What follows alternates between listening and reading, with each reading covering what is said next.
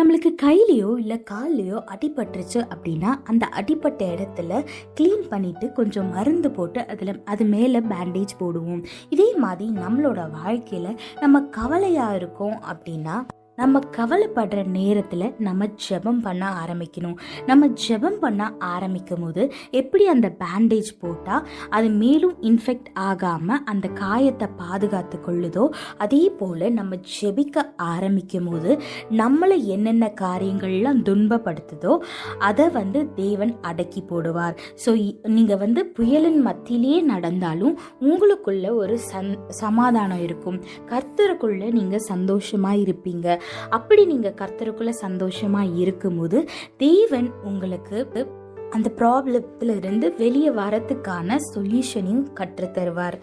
அதனால சுனாமியை போல பிரச்சனையே வந்தாலும், நீங்க எவ்வளோ கவலையா இருந்தாலும், யாரை பார்த்து பயந்தாலும், என்ன சூழ்நிலையா இருந்தாலும் ஏசப்பாட்ட வந்துருங்க. அவர் பாதத்துல அமர்ந்து ஜெபம் பண்ண ஆரம்பிங்க. வேதத்துல பாருங்க, யாக்கோபு 5:13 போட்டிருக்கு, உங்களில் ஒருவன் துன்பப்பட்டால் ஜெபம் பண்ண கடவன், ஒருவன் மகிழ்ச்சியா இருந்தால் சங்கீதம் பாட கடவன். ஆமாங்க, நீங்க கவலையா இருந்தா ஜெபிங்க, சந்தோஷமா இருந்தா பாட்டு பாடி தேவனை துதிங்க. ஆனா சந்தோஷமா இருந்தாலும் சரி, கவலையா இருந்தாலும் சரி, நீங்க வர வேண்டியது தேவனிடத்துல. உங்களோட வாழ்க்கையில எல்லா விஷயத்திலையும் அவரை ப்ரையாரிட்டைஸ் பண்ணி பழகுங்க.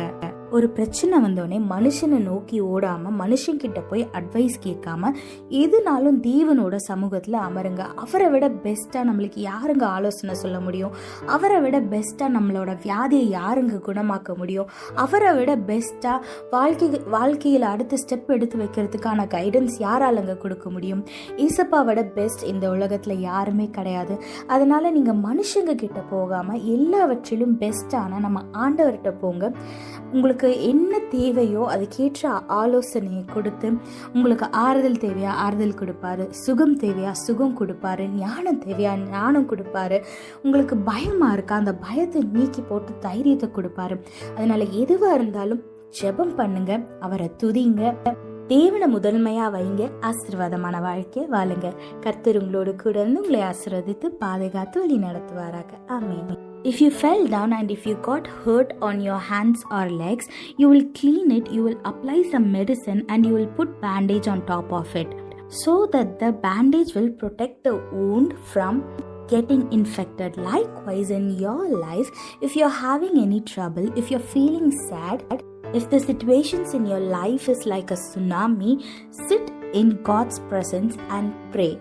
Like the bandage protects the wound from getting infected, our prayer will protect us from all of our troubles. Look what the Bible says in James chapter 5:13. If you are having trouble, you should pray. And if you are feeling good, you should sing praises. Yes, if you are facing any trouble in your life, you should pray. And if you're feeling good, you should sing praises. But whatever it is, you should come in the presence of our Lord. Don't go to any man and ask for advices. No one can give you the best advice other than our God. If what you need is a deliverance, no one can deliver you better than our God. If what you need is a cure from your disease, there's no best doctor in the world other than our God. So no matter what, sit in our God's presence. If you sit in His presence, you will feel peace in your heart, and our God will guide you and He will give you solution to solve your problems. So no matter what the situation is, good or bad, learn to prioritize our God, run into our God's hand every single time, so that He will comfort you and deliver you, and He will answer your prayers. So prioritize our God, run into His arms, and live a blessed and peaceful life. God bless you all. Have a blessed day. Amen.